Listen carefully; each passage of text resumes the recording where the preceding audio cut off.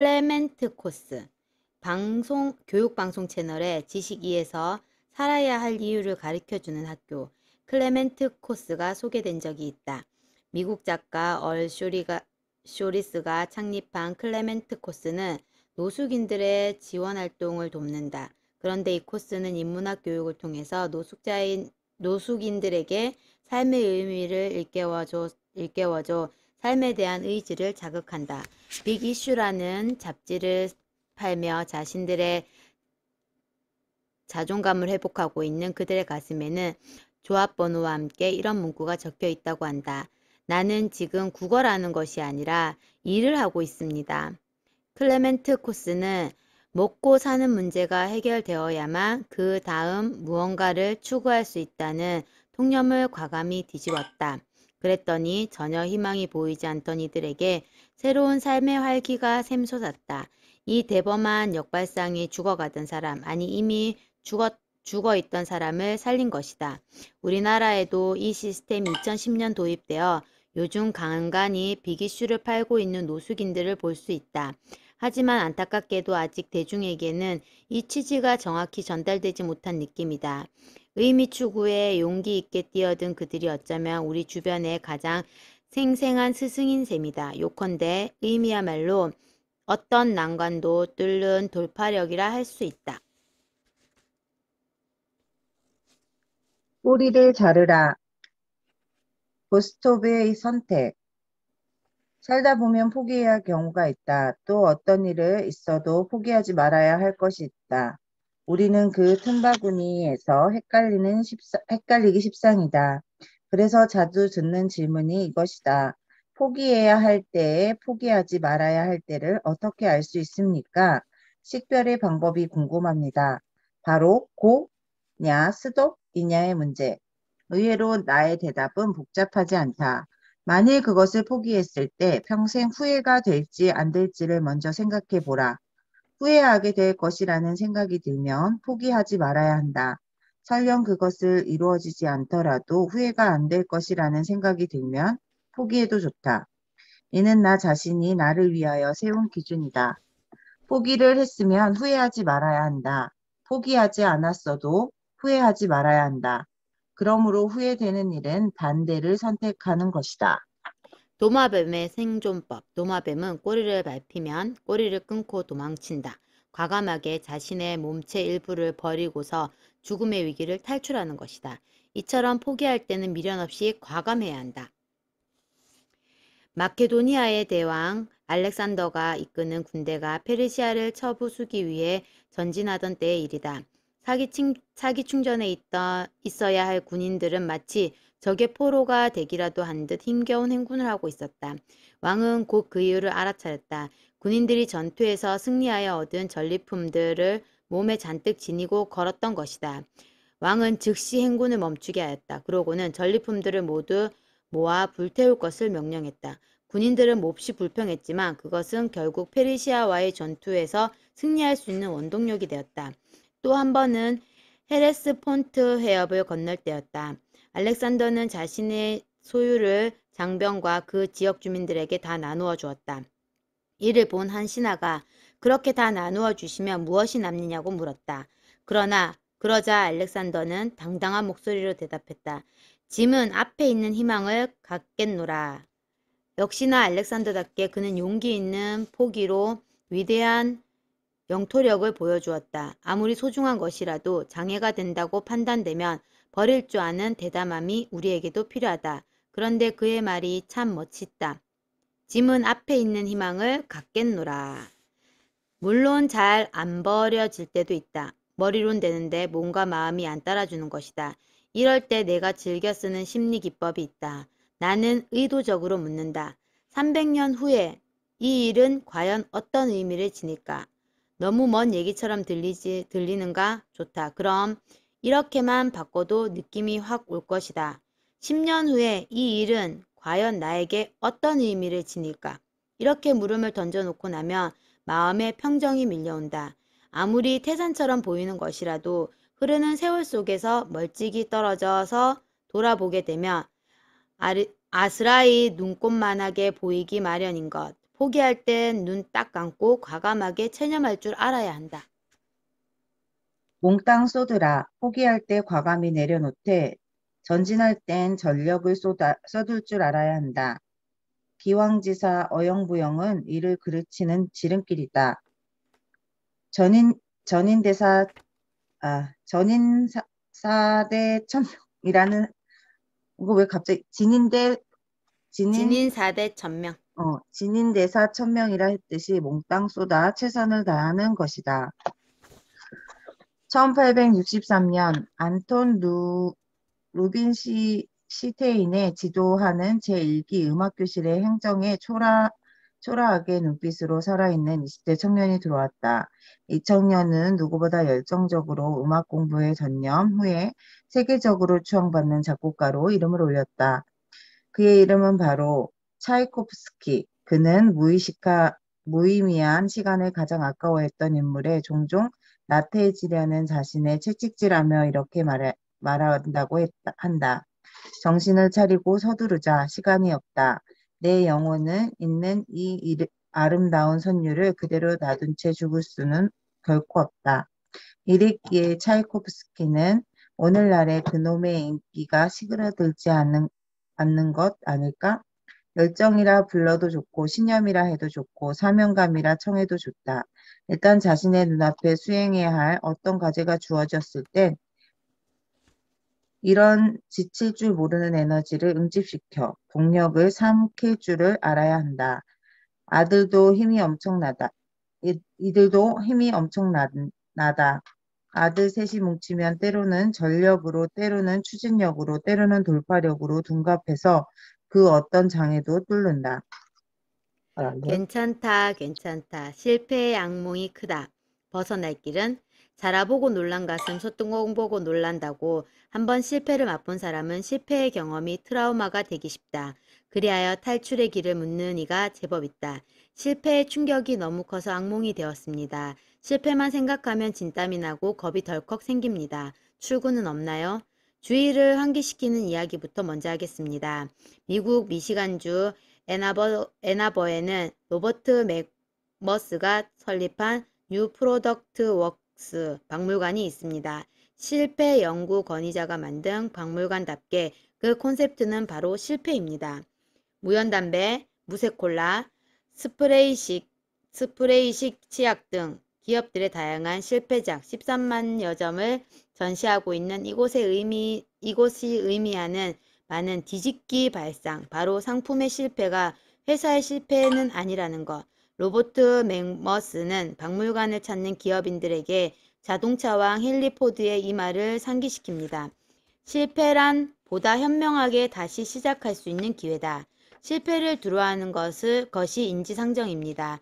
하지만 실패는 엄청난 자산이 될 수 있습니다. 실패에서 넘어진 사람들이 있는가 하면 실패를 창조의 기회로 삼는 사람도 있습니다. 기업에서 실패는 역발상 또는 신발상의 계기가 될 수 있습니다. 한술 더 떠서 스포츠 영역에서는 실패가 도약의 필수 코스로 여겨지기도 합니다. 영국의 국가대표 스케이트 선수로 발탁되어 1980년 올림픽 금메달리스트가 되었고 2010년에는 BBC 방송 중계위원으로서 김연아 선수의 금메달 획득 경기를 탁월하게 해설하여 명성을 떨쳤던 로빈 커즌스 스케이트 선수를 막 시작할 무렵에 그는 국내외 대회에서 주목을 받기 시작하자 보다 나은 기술을 익히기 위해 미국으로 유학을 갔습니다. 그런데 그의 스케이트 타는 모습을 지켜본 코치가 차갑게 입을 연 첫마디. 실력이 형편없군. 더군다나 내 눈에는 발전 가능성도 없어 보이네. 그러니 일찌감치 포기하고 돌아가게. 자존심이 상한 로빈은 발끈해서 그 이유를 물었습니다. 코치가 말했습니다. 최고의 스케이터가 되겠다는 녀석이 왜 넘어지지 않으려고 하나. 그렇게 몸을 사리면 어떻게 최고가 될 수 있겠어. 좀 가혹하다는 생각도 들지만 코치의 이 말은 삶의 경기장에서 넘어지지 않으려 안간힘을 쓰는 우리를 향한 쓴소리이기도 합니다. 정말 말이 됩니다. 몸을 사리지 마라. 실패를 두려워하지 마라. 그러지 않으면 최고가 될 수 없다. 세계적인 인물은 어떻게 키웠는가는 20세기 대표적 저명 인사들의 어린 시절에 어떤 공통분모가 존재하는지 추적한 책입니다. 1962년 빅터와 밀드레드 고어츠 부부는 성공한 세계적 인물 413명을 선정해서 그들의 성장 배경, 가정교육, 업적 등을 조사 연구한 결과를 이 책에 실었습니다. 흥미롭게도 연구 대상 중 392명이 역경을 극복한 사람들로 나타났습니다. 이를 통해 이 부부는 그들에게 고난은 장애물이 아니라 기회였다라는 결론을 내렸다고 합니다. 이 글을 읽으면서 내 마음속에는 실패학교라는 이름이 떠올랐습니다. 세계적인 인물들을 배출하여 전통과 명예를 자랑하는 최고의 명문학교, 입학도 자유, 자퇴도 자유, 학비 공짜. 아마도 교육은 극작가 사무엘 베거트의 명언이 아닐까요? 또 실패했는가? 괜찮다. 다시 도전하라. 그리고 더 나은 실패를 하라. 실패는 자산입니다. 그렇다고 모든 실패가 다 자산이라는 말은 아닙니다. 그것을 소화하여 성공인자로 삼을 줄 아는 사람에게만 유효한 말일 것입니다. 실패를 딛고 이제 막 승리의 계단을 오르려는 누군가에게 유대경전 디아스포라는 촌철살인격으로 이정표를 제시합니다. 승자는 언제나 계획을 갖고 있지만 패자는 언제나 변명을 갖고 있다. 승자는 모든 문제에서 답을 찾아내지만 패자는 모든 답에서 문제를 찾아낸다. 승자는 어렵겠지만 가능하다고 말하지만 패자는 가능하지만 너무 어렵다고 말한다. 승자는 넘어지면 일어나 앞을 보고 패자는 넘어지면 일어나 뒤를 본다. 승자는 패자보다 열심히 일하지만 시간의 여유가 있고 패자는 승자보다 게으르지만 늘 바쁘다고 말한다. 재미있으면서도 역설적인 지혜를 담고 있지 않은가? 승자와 패자의 판가름은 실패가 아니라 그 실패를 어떤 사고방식으로 처리하느냐에 달렸다는 것입니다. 같은 실패를 겪고서 변명, 원망, 한계 타령, 후퇴, 초조 등에 빠지는 것이 패자의 길이라면 새로운 계획 대한 자신감, 전진 여유 등을 모색하는 것이 승자의 길이라는 것입니다. 명심해야 할 대목입니다. 그러므로 실패를 두려워할 것이 아니라 미리서부터 실패를 이용하는 방법을 배울 필요가 있는 것입니다.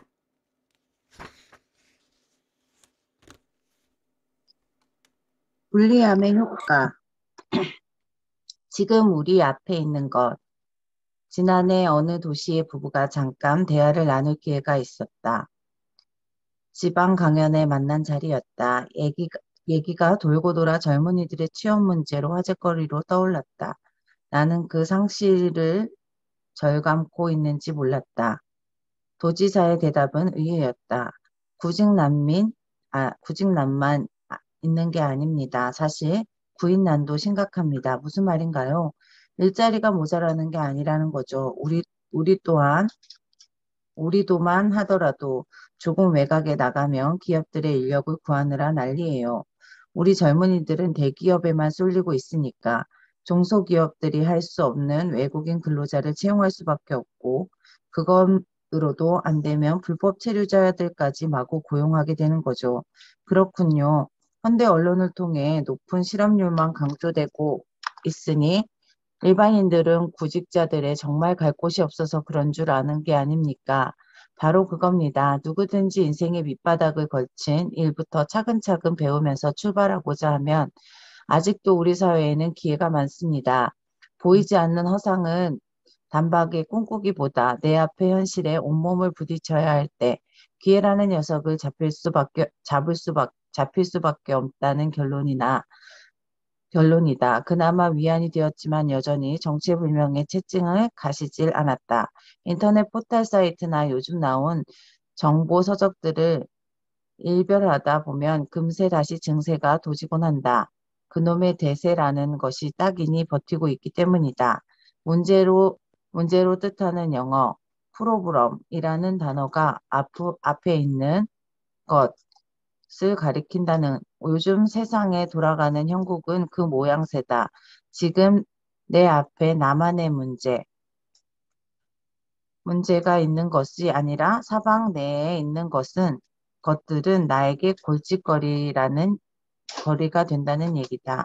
빵빵한 스펙, 대기업, 고속승진의 1인자 등등 우리들이 선망하는 동시에 증오인 것들을 찾아내기란 어려운 일이 아니다.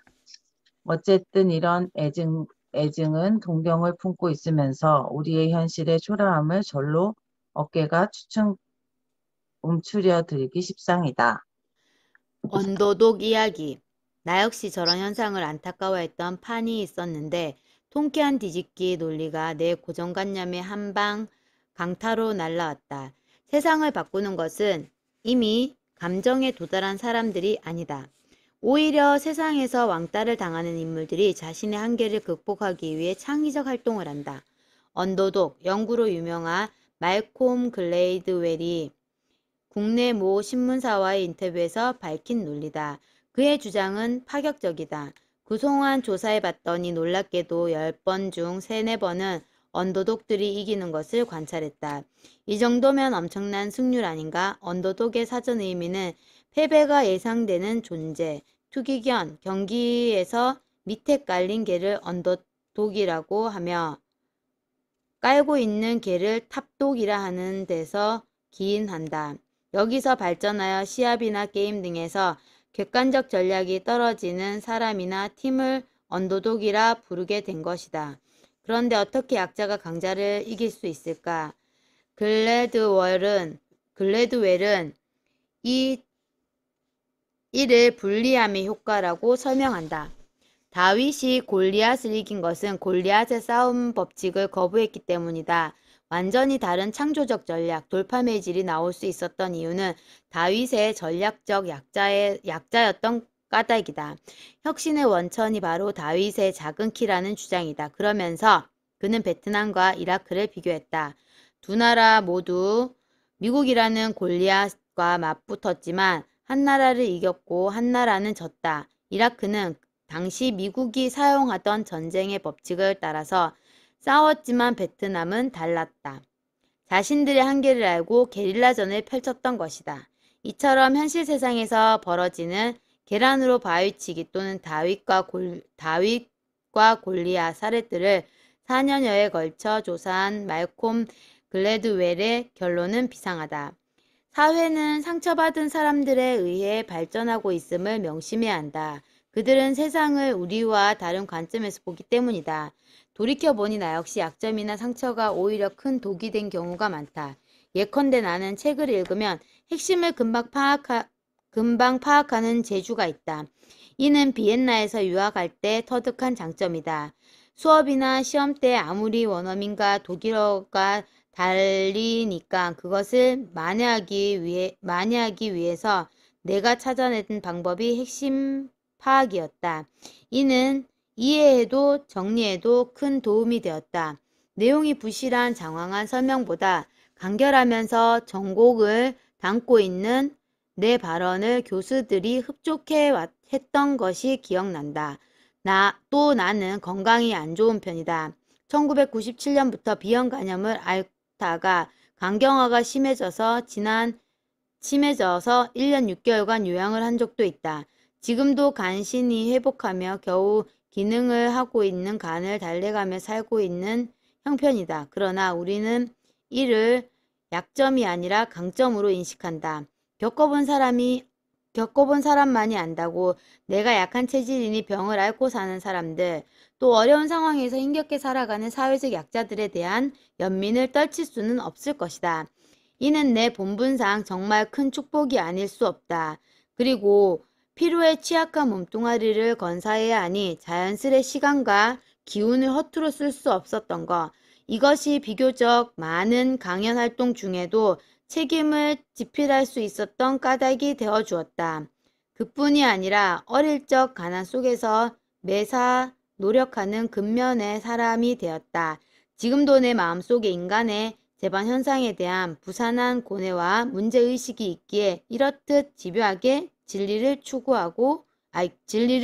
희구하고 지혜를 쫓아가는 것이다. 너만의 게임, 단점과 열악한 조건을 오히려 예기치 못한 기회의 장이라는 것을 역전적 깨달음. 다행스럽게도 우리 사회의 일각에 저 신나는 발견의 탄성들을 들려온다. 모카드 회사에서 이를 여지없이 포착하여 광고 슬로건으로 만들었다. 바로 너만의 규칙을 만들라. 링 위에 얻어터지는 복서, 쓰러짐에 끝내 다시 일어서나 그의 결정적인 한 방이 상대를 향해 뻗는 순간 나레이션이 흐른다. 단 한 번이라도 네 생각, 네 방식대로 너만의 게임을 뛰어본 적이 있는가? 네가 뛰고 있는 이 게임의 이름은 인생. 이기고 싶다면 너만의 주먹을 뻗어라. 시리즈는 다른 편 역시 예사롭지 않다. 전달하고자 하는 요지가 이것이다. 우리의 멘토라 부르는 그들에게도 멘토가 있었다. 그들의 멘토는 바로 그들 자신. 누구의 인생도 카피하지 마라. 스스로 멘토가 되라. 한 대학신문에 전하는 이 대한 젊은이들의 반응은 처음으로 듣던 중 반가운 소식이었다. 감동적이다.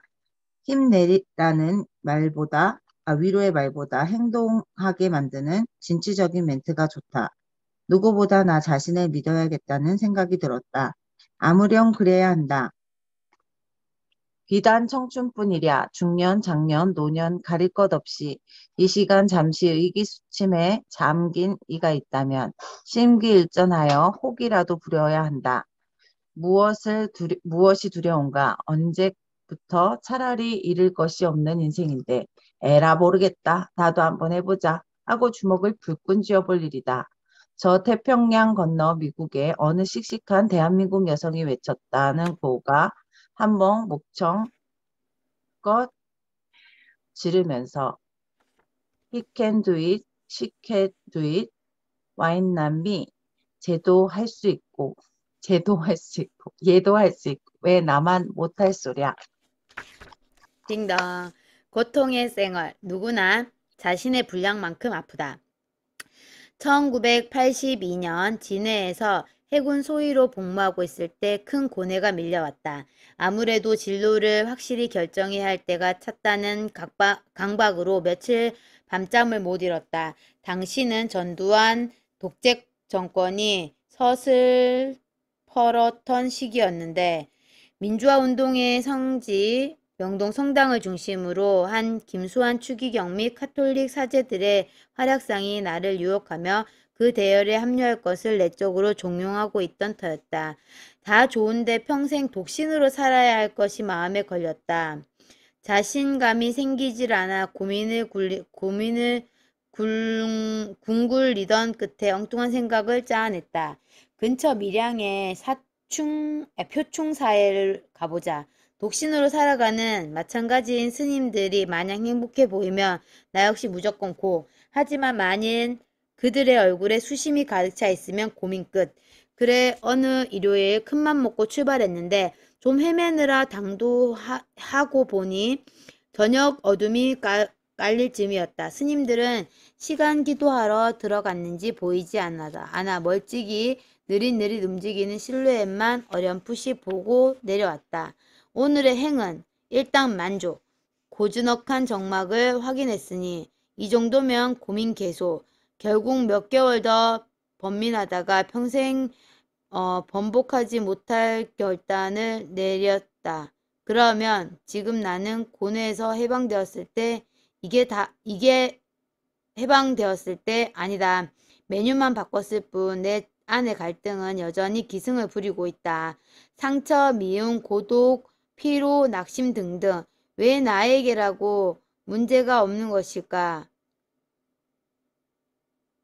나에게라도 문제가 없겠는가? 그렇다면 내가 엉터리여서일까? 그것도 아니다. 내가 이 나이 되도록 갈등과 씨름해야 하는 것은 내가 살아있다는 표시 아니랴? 누구나 괴로워한다. 오죽하면 독일 시인 에리히 캐스터너는 다음과 같은 촌철살인의 명시를 남겼을까? 요람과 무덤 사이에는 고통이 있었다. 이는 생로병사가 다 고통이라는 동양사상과 뜻이 통한다. 누가 이 고통을 부인할 수 있겠는가? 더욱이 인간을 동물과는 달리 육체적 고통뿐만 아니라 정신적인 고통 때문에도 괴로워한다. 경제적 어려움, 이별, 상징, 질병, 사고, 좌절, 외로움, 누군가로부터의 배척이나 소외 등등으로 잠을 뒤척이고 괴로워하고 신음한다. 누구나 자신의 분량만큼 아파하는 것이다. 자신의 몸이 감당할 만큼 딱 그만큼. 누군가의 아픔 덕분에 삼성의 창업주고 고 이병철 전 회장 역시 인생의 전반사에 대하여 문제의식을 가지고 있었다. 2011년 끝자락에 나는 그가 말년에 던졌던 물음 24가지에 대하여 잊혀질 질문이라는 제목으로 답변을 꾀했다. 그 책은 지성인들에게 경제인들의 사이에서 호응을 얻자 언론 매체들의 인터뷰를 따갔다. 그 중심 내 심장을 잘 드러내는 대목을 이렇게 적고 있다. 기자, 이 회장은 어떤 질문을 던졌을까? 사실 누군가 던질 수 있는 물음이다. 이중차 신부의 가장 대답하기 어려웠던 질문은 바로 고통에 관한 것이었다. 차 신부, 답을 몰라서가 아니라 답이 있어도 설득이 안 되는 경우가 있는데 고통의 문제가 바로 그렇다. 철저한 고통의 중심에 있는 사람들은 위로를 주기란 사실은 불가능하다. 모자라는 정보는 지식을 채울 수 있으나 우리의 고통은 바로 실존을 드러내는 문제다. 위로와 용기를 준다고 해도 고통 당사자에게만 미화에 그칠 수 있다. 엊그제 인터뷰에서 연극의 손숙 씨 얘기를 들고 마음이 아팠다. 갑기엔 역부족인 남편의 빚더미에 떠밀려 딸 셋을 두고 매일 자살을 생각했다는 누가 무슨 말로 위로해 줄 수 있겠는가? 빚 안 갚아도 돼. 어떻게든 살아 최선을 다해 행복해져야 해요. 라는 경제 개념을 허물어뜨리는 위로. 사실 고통은 내 인생의 핵심 주제였다. 극도로 어려운 환경에서 성장하는 나는 보장되지 않는 미래를 개척하느라 남다른 땀과 눈물을 흘리며 살아올 수밖에 없었다. 고통의 의미도 어지간하게 깨달아 알고 있다. 허나 이것은 지금 현재 고통을 겪고 있는 사람들의 훌륭한 답변을 줄 수 있는 조건이 되지 않는다. 왜 고통의 의미, 그리고 고통을 당하는 이를 위한 위로, 이들 사이에 설명으로 전달되는 것이 아니기 때문이다. 그러기에 사람들은 나에게 고통의 의미를 물었을 때 나는 심한 무기력감에 휘둘리곤 한다. 할 말이 없어서가 아니라 아픔을 느껴져 와서. 맞다. 누군가 고통의 문제에서 답을 청해 올 때 정답을 말해준다고 고통이 없어지지는 않는다.